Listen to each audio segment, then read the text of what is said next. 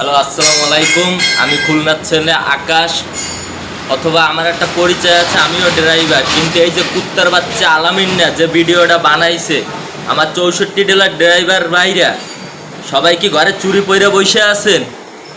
ও কি ধরাছোঁয়ার বাইরে? ও যেই জেলায়, যেই ওয়ার্ডে, যেই বাসায় বসে ভিডিওটি বানাইছে, আপনারা যত ড্রাইভার ভাইরা ওর ওয়ার্ডে আছে তারা কি কেউ কিছু করতে পারতেছেন না? আর যদি আপনারা কিছু নাই করতে পারেন, এই কুত্তার বাচ্চা আলামিনারে আমার হাতে তুলে দেন, দেখেন আমরা কি করতে পারি ওরে। আমরাও তো একজন ড্রাইভার ভাই।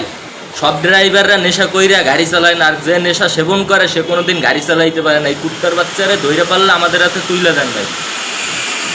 এই শালার পোশালা ইন্দুরের বাচ্চা, ইন্দুর বান্দর কুত্তার লাগে ভিডিও বানায়, নেশা করে, গাঁজাখোর, মালখোর, মাদারচোদ মনে করে কি যে প্রত্যেকটা ড্রাইভার নেশা কইরা গাড়ি চালায়।